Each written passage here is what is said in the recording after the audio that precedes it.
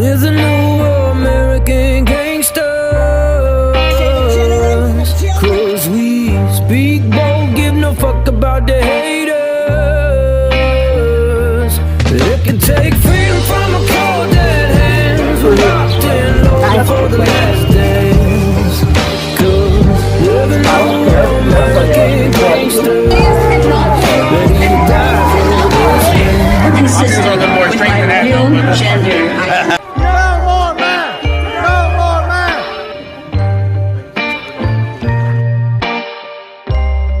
Ready to die for this land. Welcome to the Patriot Punkcast. I am your host, Chase Matheson, and tonight we are going to talk about how we are going to dismantle the administrative state. Now, there's going to be some other local news stories we discuss, including DCS using spike strips and the liability that they have just had to own. We're also going to discuss the $900 million delay that Ford has put on their Blue Oval plant out in West Tennessee. And we're going to talk about a few other little things that are going on here in the state that we think you deserve to know about. But before we get started, please, we rely on your support. So make sure you smash that like button and share this show with your friends. We are not funded by any massive advertisers. We're not funded by Pfizer. We don't get grants so that we have enough money to run television commercials. We require support from people who care about the stories we publish. If you want to see what kind of work it is that we publish, you can go to patriotpunknetwork.com/news. There you'll be able to find just about any county in Tennessee with corruption going on. I've probably covered a story about it. There's videos, there's news articles, there's all sorts of stuff. We even do a few skits. You can sign up for our newsletter. And if you really enjoy some of that work and you enjoy some of the stories that we're covering, you just head on over to the support tab and help fund our mission. I know that your politicians get thousands of dollars each year just to be able to spread messages to their constituents, and we don't get any. So we rely on your help, and we'd appreciate it if you would do that. If you're not in a position to financially support us, help us out by sharing this stream. Take clips from it. Tell your friends to watch it. The only way we're going to grow this podcast is organically, and we need your help. To supplement that, I also sponsor the show myself with my own business. And we're going to run just a quick little video here with that business, and then we're going to get into all the exciting stuff going on this evening, co-host and all that stuff. Into your carpets. I want you to imagine that we took a brand new white towel, placed it over the carpet in the entrance to your bedroom, or on that area rug in front of the couch. With the amount of traffic that your home gets, how long would it be before that towel was so dirty that you had to wash it? Now, I want you to think, what's the difference between that towel and the carpet or the rug beneath it? Not much, but it's much harder to throw the carpet in the washing machine. But with a Kirby home care system, you don't have to. Having been made in America for 110 years, the Kirby company has figured out exactly what it takes to clean your home. Utilizing a dry foam shampoo that doesn't soak your carpets, you can shampoo whenever you need to. There's no need to move the furniture, and there's no need to wait for a sunny day where you can open the windows and let everything dry. All you have to do is lay the suds, wait a few minutes, and then fluff them dry. It also cleans hardwood, tile, linoleum, and more. If you're in Tennessee and would like to take a look at one, we believe you deserve the chance to see the machine work in your home before you make your purchase. Schedule your appointment today by visiting our website at midtnkirby.com. That's midtnkirby.com. All right, so now that all the business is taken care of, let's introduce my co-host, reporting live from inside his living room, Daniel Wagner. Well, hey, good morning, Mr. Matheson. How are you? I'm doing fantastic. It's a nice change of venue. What happened? I found out my network cable is the issue and why we were having so much trouble last week, and apparently I didn't solve it this week. So I had to quickly set up a brand new studio here in the heart of my living room, miles and miles from the actual studio that I'm normally doing business in. So here we are. Well, I love what you've done with the decor in the background. That the studio setup is fantastic. So we've got a couple of exciting return guests on tonight to discuss a little bit more of a general topic than what we normally do. Normally we come in here and we discuss just strictly news stories and try to get people's opinion. And today we're actually going to kind of, I guess, speculate a little bit, as well as kind of take a few steps down some different paths and find out what a recent SCOTUS decision, Supreme Court decision, means for Tennessee and all of the administrative states. So there's no real way to introduce them, so I'm going to let them introduce themselves. First, we have Miss Connie Reguli. How are you? Oh, you're muted. There we go. There we go. Can you hear me now? Yeah. So yeah, thanks, Chase. I'm glad to be back with you. And if you're anywhere in Tennessee, you probably heard bits and pieces of my story. But as an attorney for 3 decades, I, fought against the government, tried to help families until the government came after me. So they criminalized me. I finally beat all of that. We're in some federal litigation now. But on the other hand, I tell everybody they gave me way too much free time. So I am real excited to talk about what people probably think is a very boring topic tonight. And I'm really happy to have John with us. Well, I am excited to bring John on too. I'm excited to have you here. But since you've already introduced him, let's bring him on too. Mr. John Gentry, how are you this evening? Good, Chase. Thanks for having me back. Connie, it's always good to work with you and talk about how are we going to make things better out there. And for the audience that don't know me, my name's John Gentry. I'm a candidate for State Senate in Sumner and Trousdale County. And what we're talking about tonight is a lot of the corruption in our state government that I'm working to take down. I've been at this for almost a decade now. And Connie has identified a chink in the armor, which is coming out from a new Supreme Court opinion. And so we're going to try to wedge open that chink and take down the administrative state using new Supreme Court opinion out there. And, Connie talked about, a little bit how they came after her. Justice Gorsuch just wrote a book, Too Many Laws. Like, if the government wants to come after you, they said, a scholar said there's probably any American over the 18 years old could be prosecuted for something that they have done. And that's probably a very true statement. If somebody in position wants to come after you, they can. And if it's not done through the myriad of laws that they've created in federal and state statutes, then they can do it through administrative agencies. And it has become a tyrannical government, and we need to tear down this corruption in government. And I think Connie has identified a really excellent chink in their armor to start exposing and start pulling down on this corruption in our government. Well, I read through a little bit of a package that Connie sent me, and obviously legal papers are way over a lot of people's heads. And a lot of people like to listen to podcasts for a little bit more of entertainment. So we're going to try to make what Connie described, even as on the surface, maybe a boring subject, to we're going to try to liven it up a little bit so that people can understand it and they know how that's going to apply to them. So first off, can you just give us like a 1 minute background, Connie, on what happened with the Chevron decision and the Loper decision to overturn Chevron? Okay, so, and before we start, I want to say this. We can make the news here, okay? This is so powerful that we, the citizens, can become the news.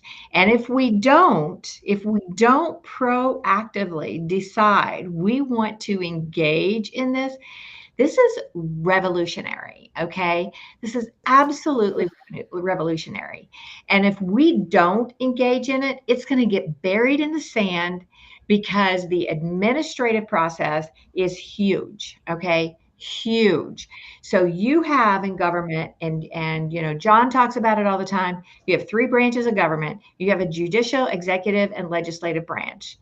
And what most people don't understand, unless they've been caught up in the middle of it, is in the executive branch and in the judicial branch, they have this other sub branch of government.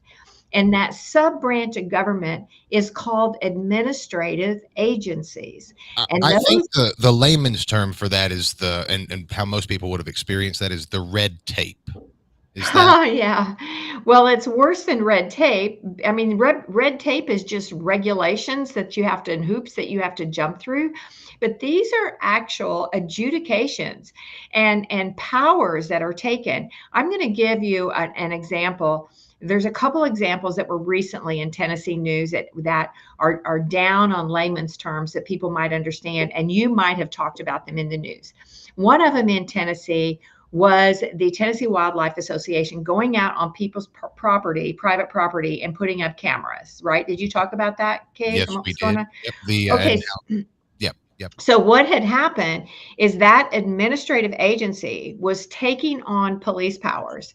So that's just kind of a little example. The other one was a big case in Tennessee where these farmers had some cattle, and a Tennessee agency came by and said, your cows are too skinny, and the wife wouldn't let them on the property and to take a closer look at the cows. So they came with a cattle truck and took all their cows. Okay. I think I actually had them on the show. One of the first shows we had, those people. Yeah. Yep. I remember that story. That was terrifying. So Terrible. that's an administrative agency. And a lot of what I do in working with families is the Department of Children's Services. And that's an administrative agency. Everybody who has a license, including a law license, is dealing with an administrative agency and administrative process. So what did this decision, in just a short summary, and we'll get into the more detailed part of it, what did this decision do to those administrative agencies? Yeah, so there's two decisions, the Loper decision and the Jarkizi decision. But basically, in one word, it gutted them. Okay. So agency power has been gutted by the United States Supreme Court.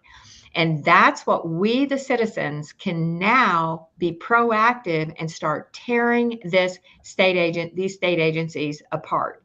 And that's what, by the time we finish this today, I want people to be able to go, yeah, I want to do that. That sounds like fun. So we can do it. And that's the help I want to look for. But here's what they basically did.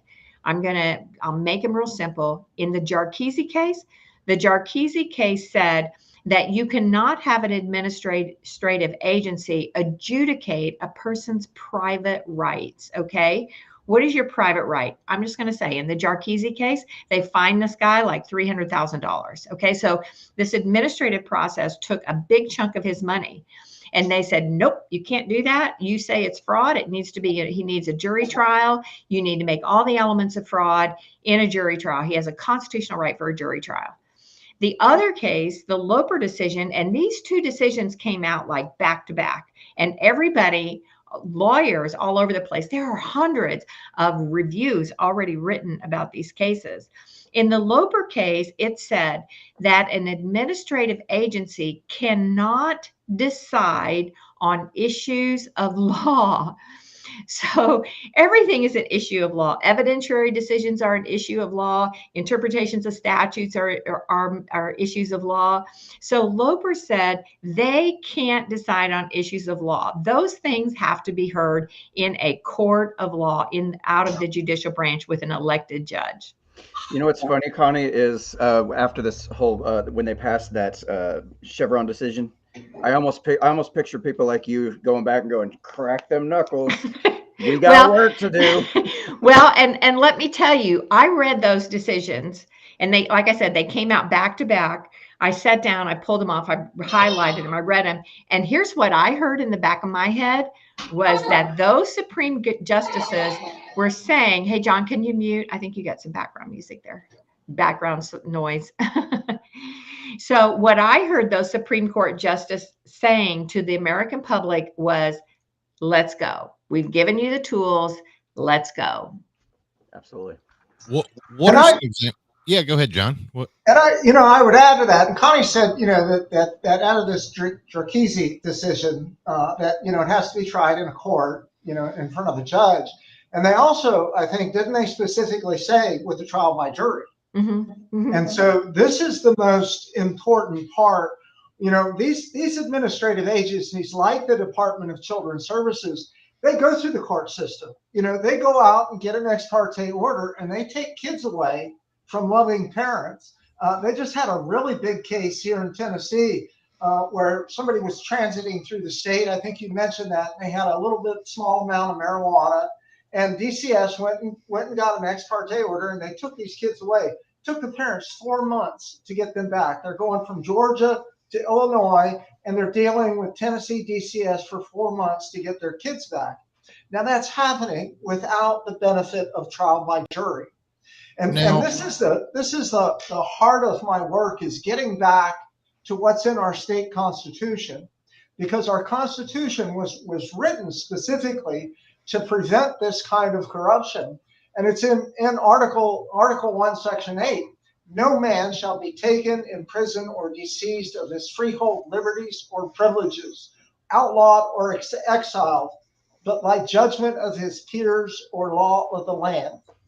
And these administrative rules are almost always not law of the land. It is not law passed by a two-house legislative system with the governor signing or not exercising veto power. It is agency policy, and without the benefit of trial by jury. And it is an incredible amount of corruption that goes on through there. And as senator, if I'm elected, I want to expose this chink in armor that Connie has really brought to our attention.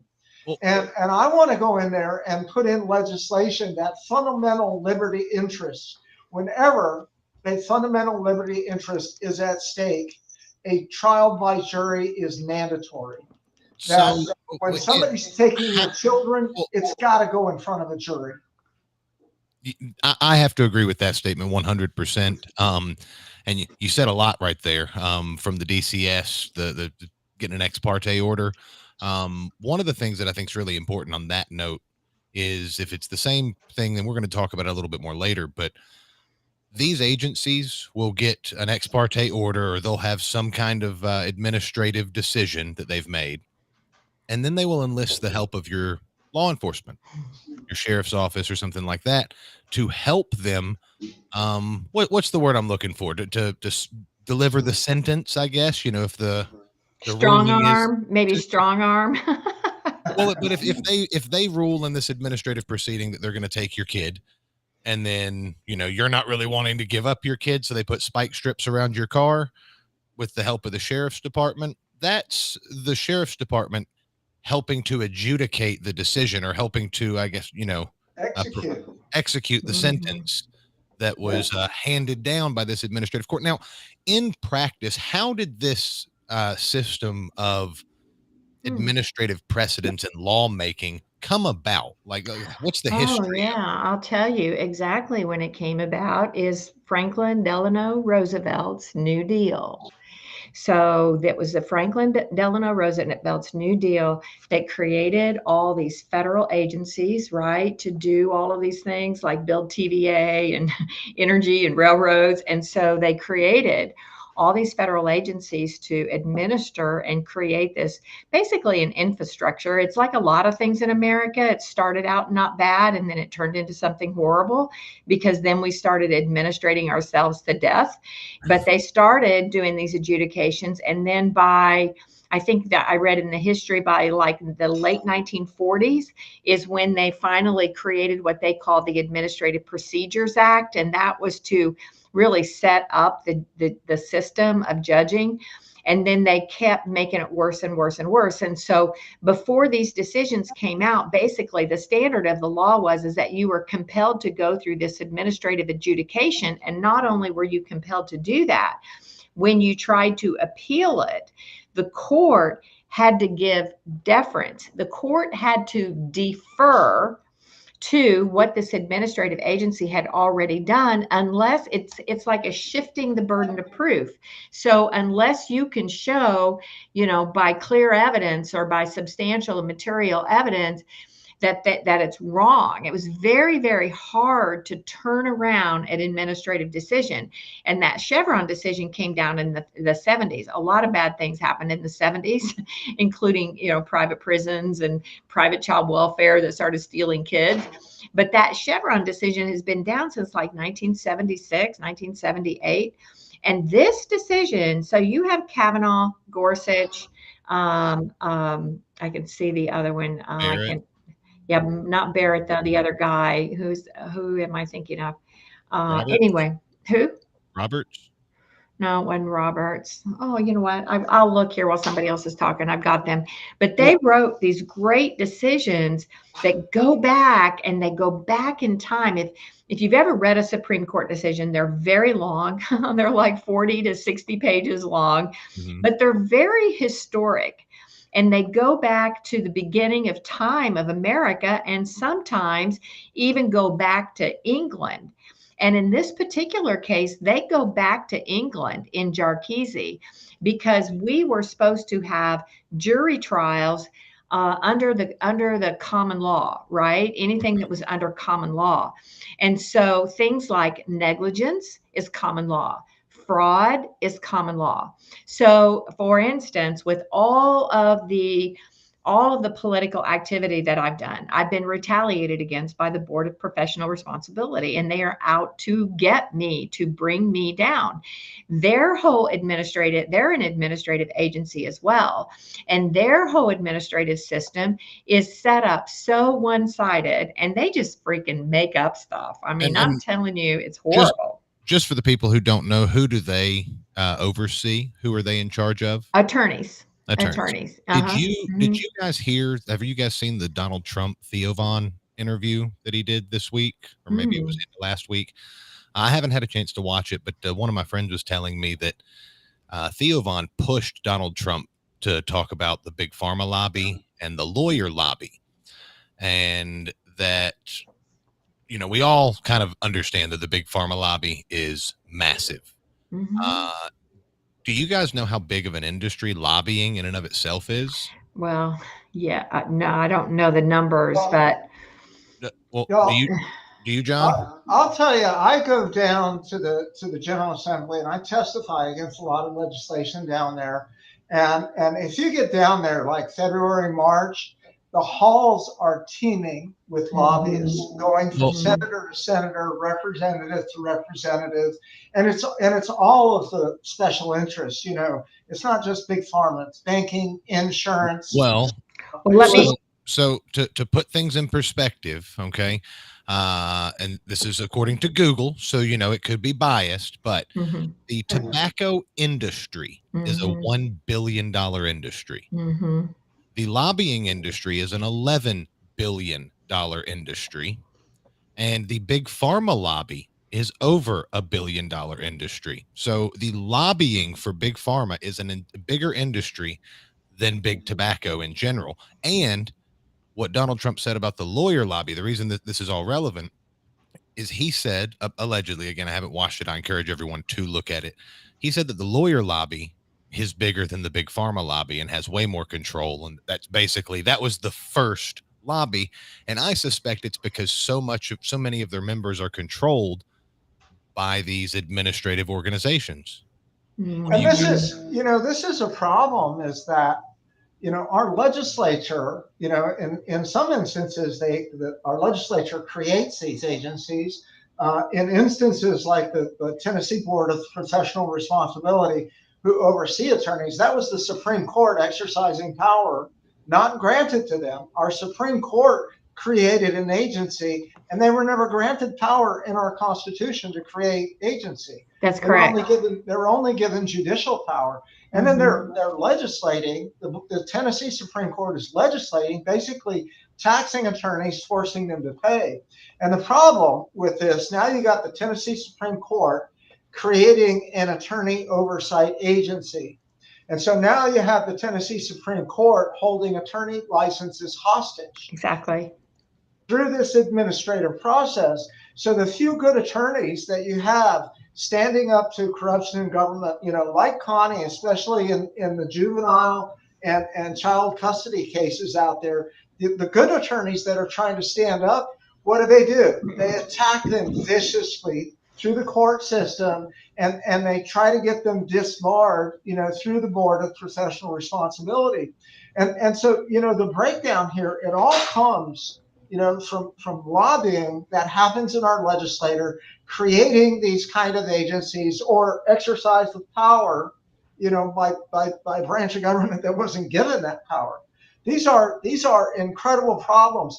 And the real breakdown is the ignorance of our lawmaking bodies, that they have no clue what is in our Constitution. They have no understanding of what this country was founded on. They don't understand that these administrative agencies have become tyrannical. So, because the whole process has been moved outside of the legislature and into the judicial branch, working in conjunction with these administrative agencies. It's an incredible breakdown.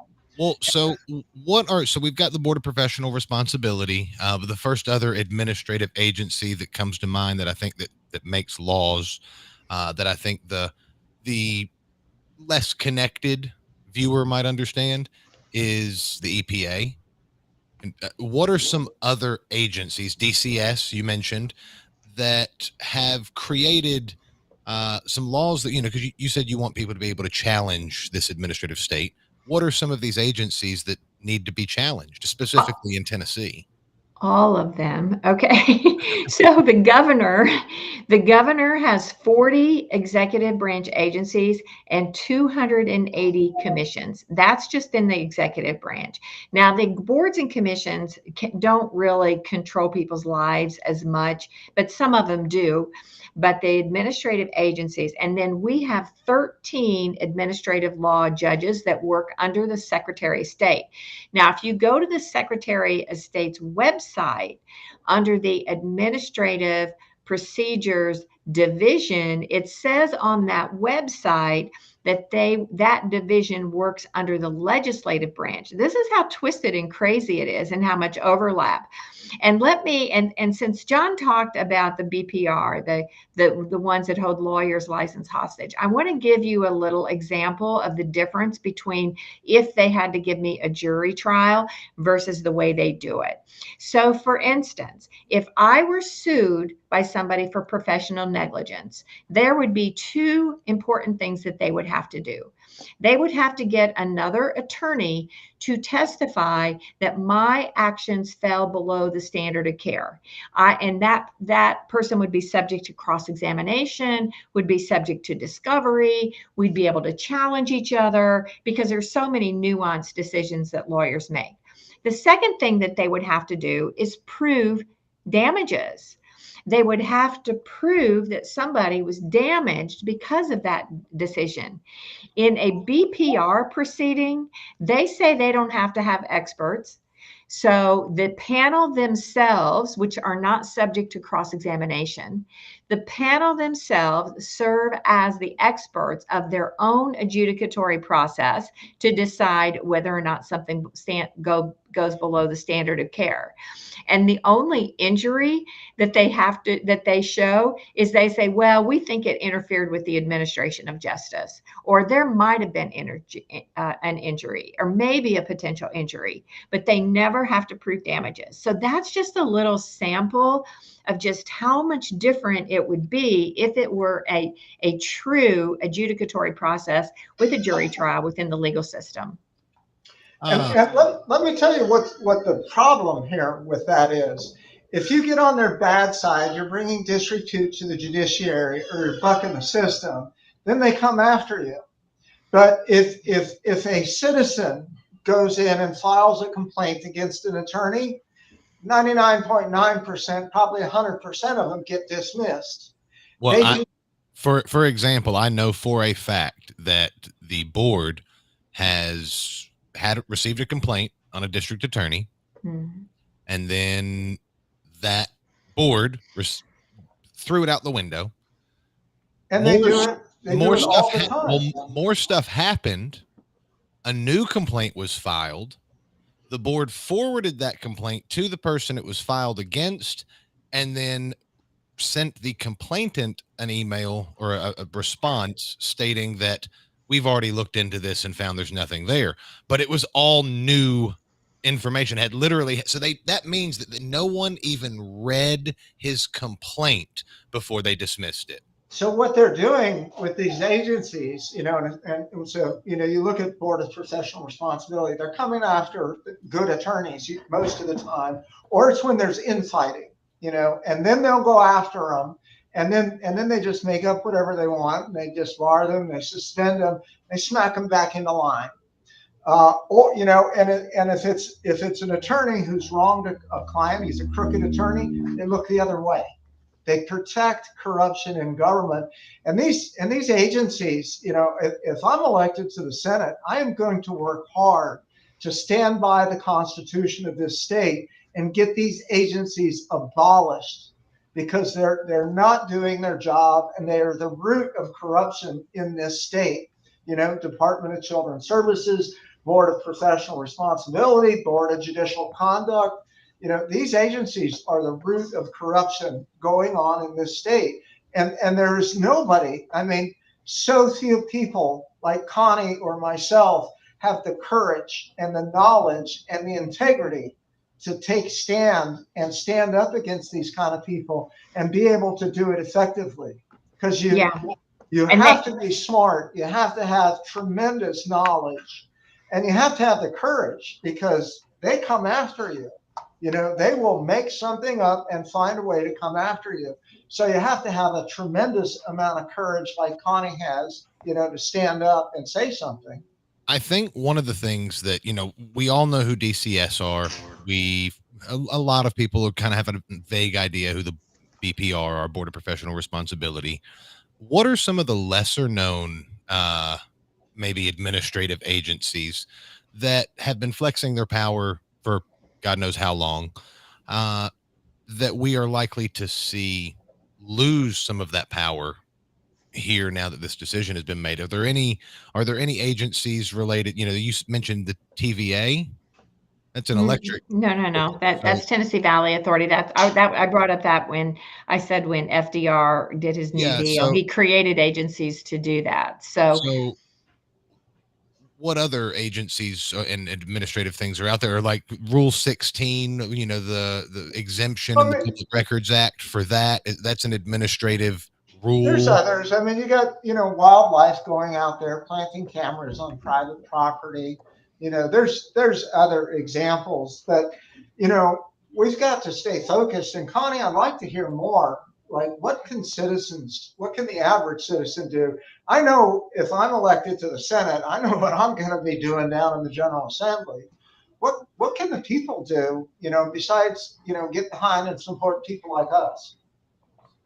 So I know that this sounds a little bit complex, but I've started creating some of the people that need to be notified that this needs to be shut down. I've started making that list, but I have prepared, and I've sent it to you guys. We need to circulate it. Basically a citizen's letter to cease and desist the unconstitutional practice of administrative adjudications. And at the top of this, I put in here that the Tennessee Constitution says that all power is inherent in the people. So we need to send cease and desist letters. See if we can get that in there. All right. So who are we going to send those to? So we're going to send that to the Secretary of State. We're going to send it to all the administrative law judges. We're going to send it to the commissioners, such as the Commissioner of the Department of Children's Services, the Commissioner of Health, Education, Transportation, Safety. Okay. These are all administrative agencies. There are 40 administrative agencies. Now, and then there's also all of the licensing boards. Now, the licensing boards might be able to scoot through a little bit on the control of licensure, which, first of all, we have way too many things that are licensed. Okay. I think last year they put in a license that to braid hair, you had to be licensed. Okay. Didn't they do that in like in elementary school and stuff. Yeah. People sit behind each other and like braid your hair. Braiding is now requires a license, but things like Hey dog. Connie, what are you in for? I was caught braiding hair. Lock Yeah. her up. Lock her Yeah, up. exactly. Okay, so I'm going to kind of show you this. I'll see if I can find a place where it will focus. Can you see that? Can you? It's mirrored. You'll have to mirror your camera. Oh, how mirror my camera. Is it a link you can send? Or Yeah. Yeah, Yeah. Just type in sos.tn.gov. If you can do that, Daniel. While he's bringing that up real quick, is the EAC, the Election Advisory Commission, is that that makes a bunch of these rules surrounding elections? Is that, I know that's a little off subject, but so it is an administrative agency. There you go. Okay, so this go back up a little bit, Daniel. So this is the Tennessee Secretary of State, and then start to scroll down a little bit. All right, so you have keep going a little bit more. I don't know if you have the same one. Type in there, keep going. What are you looking for specifically? Okay, all right. Google Tennessee administrative hearings or administrative procedures division. Google that. Let's see what we get. So if they rule something against you, I'll tell you another one I'm looking at is the ethics commissions in the county. So I know in Williamson County, we had, there was a challenge against Gabrielle Hansen, who had run for mayor of Franklin, and they did an ethical complaint on her, and she had to go through an ethical administrative hearing before she could have a court process. So I think that is an administrative process that could be shut down. There you go, administrative hearings. And so, okay, there you go. Keep going. There you go. How to file a document, how to request a subpoena. So let me give you a really good example about DCS, because this is what happens. After they start an investigation, they can internally in the agency find that the child abuse occurred. And you don't even have a hearing at all on that.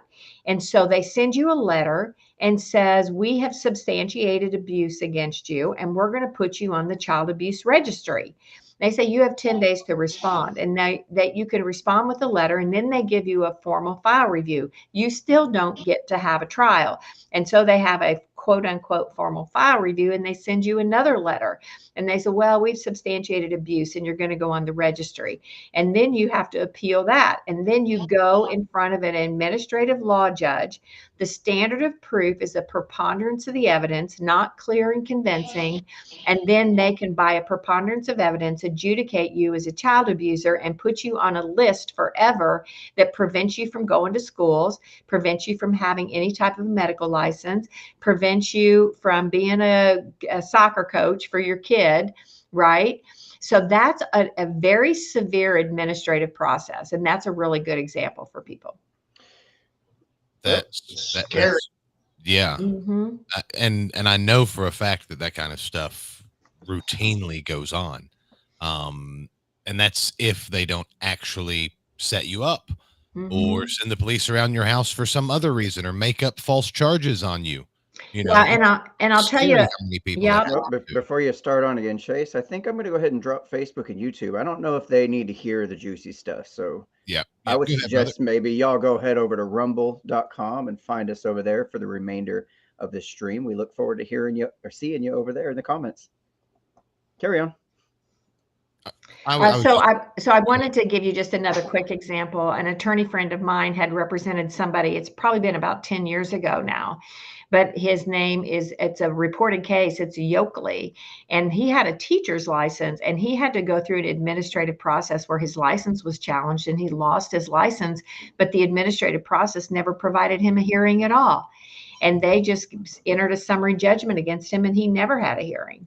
So I feel like historically speaking, people have, hosted revolutions over issues like this. Yes. And I think it says quite a lot that we've been, almost like the expression, a frog in a boiling pot. They have slowly, when I should imagine when that Chevron decision first came down, the administrative decisions, for the most part being made by the decent people, were to streamline things. But 40, 50 years later, it's literally turned into Soviet Russia. And it was probably like that to an extent the entire time. But now it's plain as day right in front of you. I mean, it's happened with Donald Trump. It's happened in God knows how many states. How many cases are currently against him? Yeah. You know, And they've become experts. They are so good at working those administrative rules and stacking the deck against people.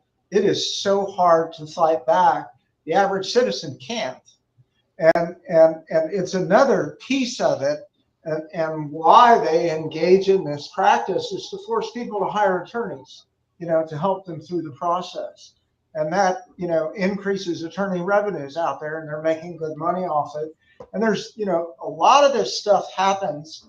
It's a way to increase revenues for different professions and for associated groups with them, health and mental health and these other agencies. And when it all boils down to, it's about making money. It's all about making money. And I think that's where, the combination between college education and making sure that everyone who is in a high ranking administrative position had a college education. You've got people in positions who are not actually connected with the job they're doing. It's they got a piece of paper as a degree.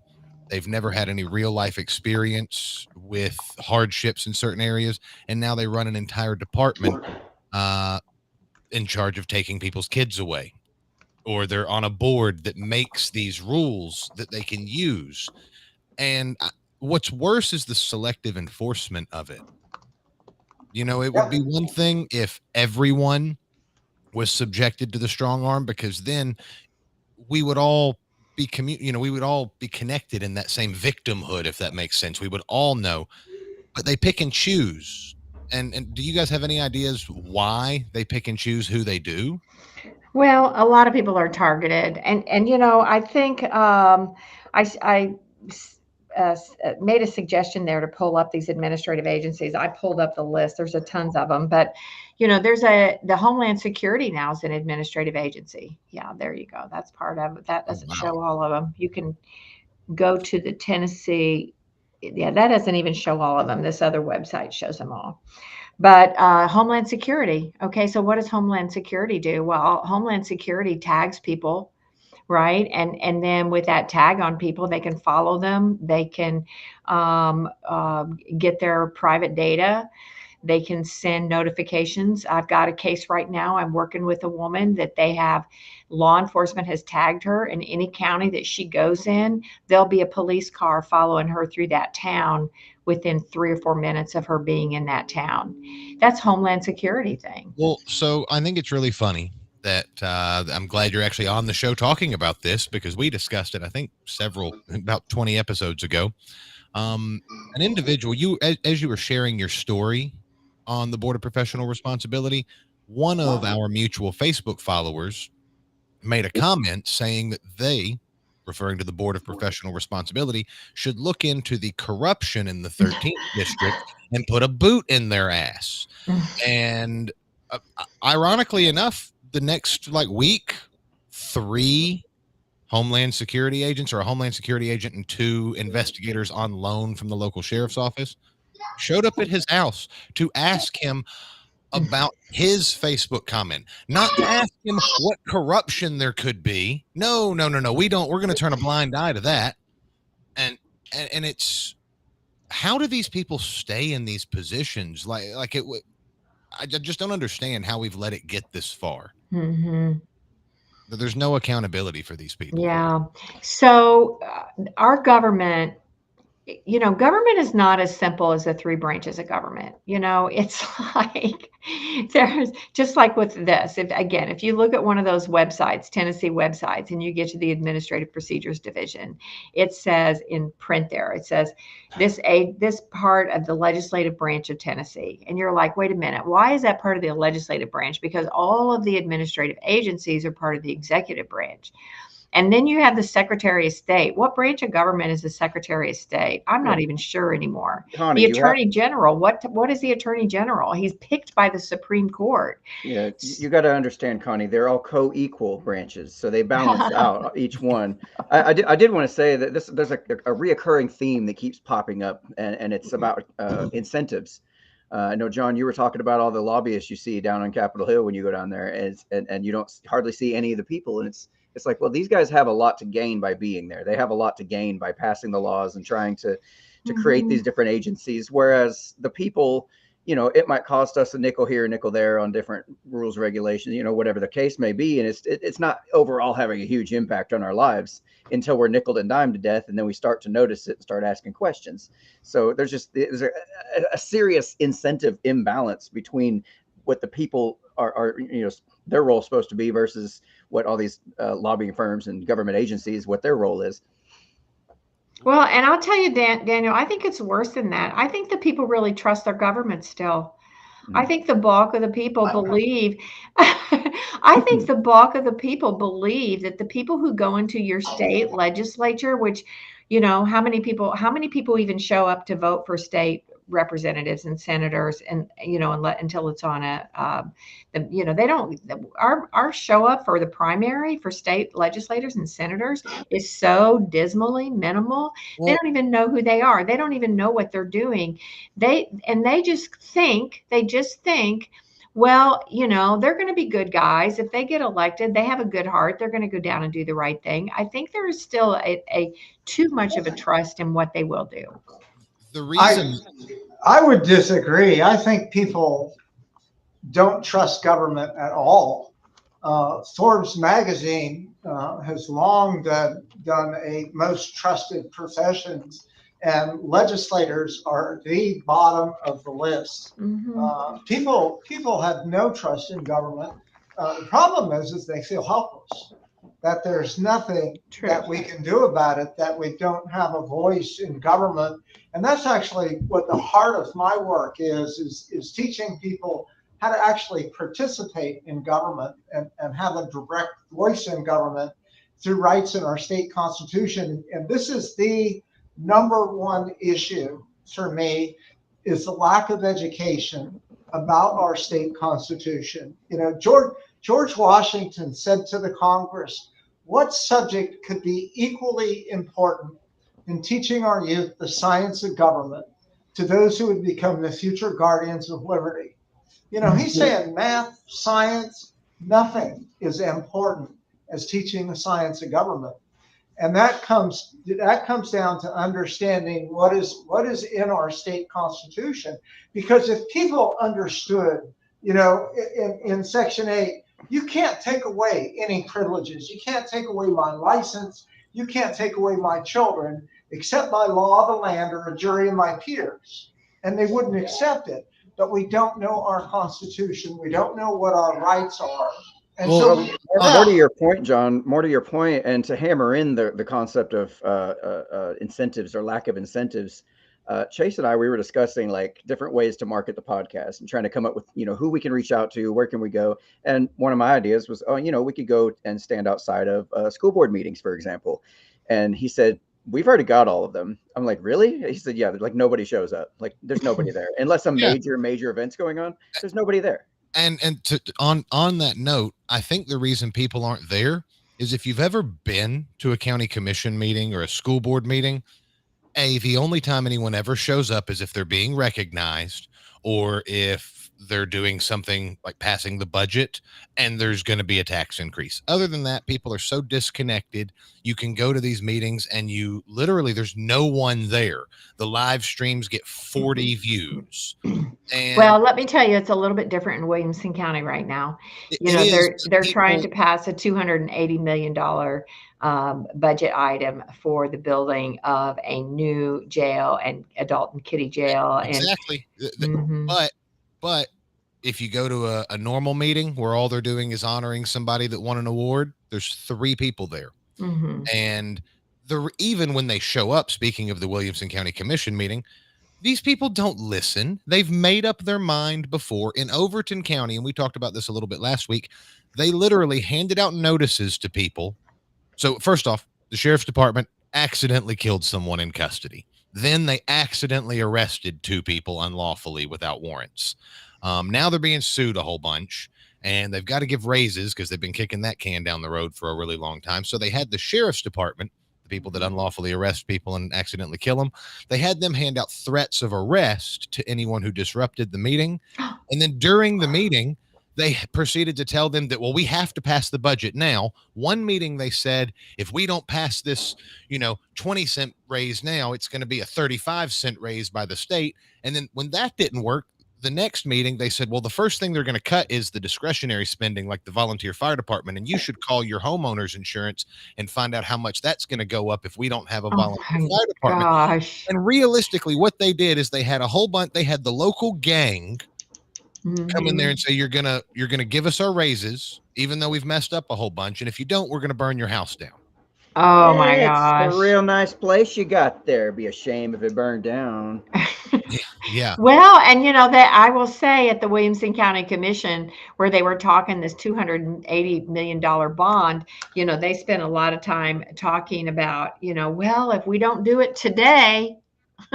Yeah. And my thought is, first off, if you're a county commissioner, okay, and this is more specifically to the Overton County thing, but this idea applies everywhere. If you're a county commissioner and citizens are really upset and you're having an issue on something, if the next step is that the state's going to come in and steal everyone's money regardless of what they say, or they're going to come down and disband our fire department, as a county commissioner, you better get up in somebody's face and stop that from happening, or else we'll just remove you too. Because that's like, how can you you're going to these people and lying to them all so that you can abuse them, so that you can fund probably more of these administrative things. So how do people, before we go into covering some of these news stories, and maybe some of them overlap with this, how do people, if they're dealing with one of these administrative procedures, what do you recommend that they do? Okay, so they need to do a cease and desist. They need to tell them, and I'm going to be doing more on this. People can follow me through Facebook. I do some on TikTok. I do, some on Twitter. I'm going to be circulating this and talking about it more and more. I don't want to lose this opportunity. This is such a huge opportunity. And so we are going to send a cease and desist. So what I'm also going to do is I'm going to send a public records request to, I don't know if it'll go to Trey Hargett or the Administrative Procedures Division, or if I'll have to send it to every individual administrative law judge for their docket.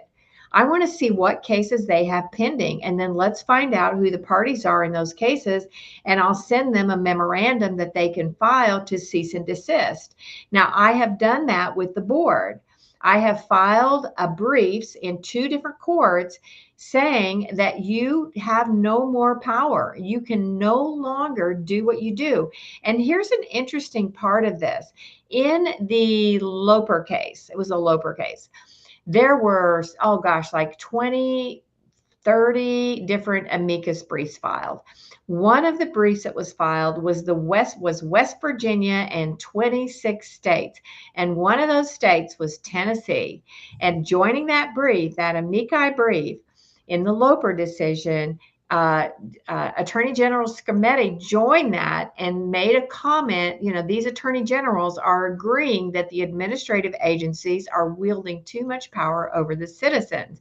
So the attorney general's office is the one who fights against the citizens all the time, right? If I sue DCS, who defends DCS? The attorney general's office.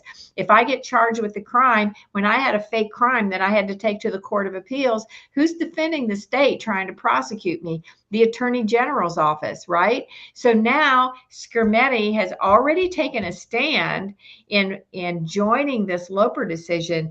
Another very interesting thing. Well, you know that was only on that day of the week, Connie. He's going to have to change his mind in the other courtroom.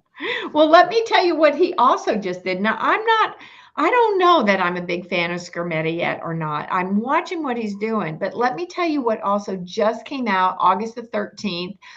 Tennessee Stands just circulated this, an attorney general opinion about whether or not the so they have this executive power legislation, and this is what we dealt with during COVID, where this executive, if a governor issues an executive order and that order is violated, it's a crime. Okay. It doesn't matter what it is. Wear a mask, don't wear a mask, go buy gas on Tuesday, don't buy gas on Thursday, whatever. If the governor enters an executive order and it's violated, it's a misdemeanor. So this attorney, and last year they tried to take that away. They tried to say, no, the governor cannot make laws. The governor cannot write criminal code, and the bill did not pass. So Senator Mark Pody asked for an attorney general opinion on that as to whether or not the governor could write legislation through an executive order. And Scametti said no. And he talks about the separation of powers doctrine. So this is such a ripe time to what can we do? What feathers can we ruffle? Who can we send a letter to? Who can we call, Trey Hargett's office and say, y'all need to stop. Y'all just need to stop. I want to make a couple of points on this. With the Supreme Court, they're very careful in the language of their opinions, very obviously. So they look at the Trump case and they say, no, he doesn't have absolute immunity if it's something that he did not as part of his office. And so then they have to go back to the trial courts and determine whether it was an official act or not. Mm-hmm. And so, with that, what they're able to do is to preserve judicial immunity, because judges have this so-called absolute immunity, which is a complete lie, and it allows them to commit crimes and violate rights under color of law. And they say, well, that was just part of my official duties, so I'm immune. You can't do anything about it. Ha ha ha. And when we look at like this AG Scametti saying, that Congress can't give him emergency powers, that it's violation of separation of powers, and we talk about going back to the pandemic, and I'm telling you guys, everything comes back to our state constitution.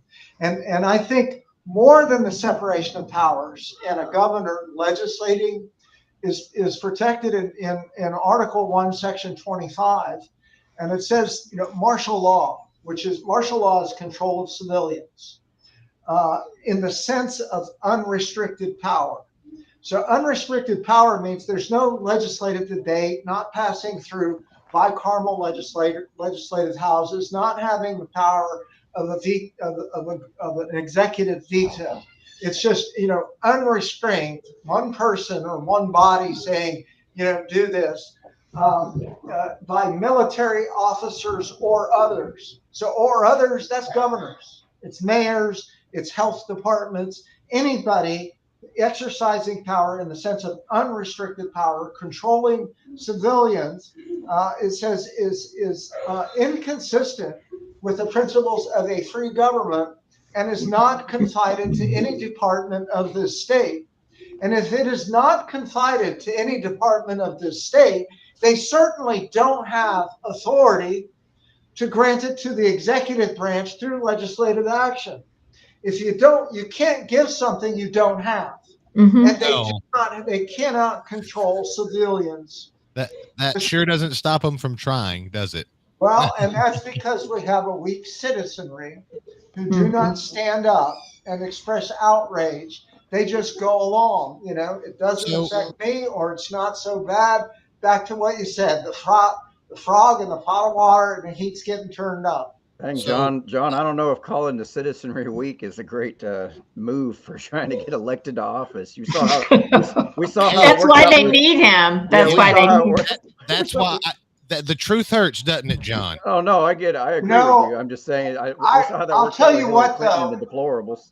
I'll tell you what, you know, I speak the truth, and I'm sorry if the truth hurts, but we have become apathetic as an American people. We are ignorant of our rights and our Constitution, and we don't know how to stand up. And this goes back to the heart of my work, is educating the people, teaching them how to stand up to this corruption, teaching them what their rights are, because it is the only solution is an educated people. It is the people and only the people. I have been trying for a decade to reform gross corruption in our state government, where they're knowingly, grossly violating our state constitution. I go down and I testify.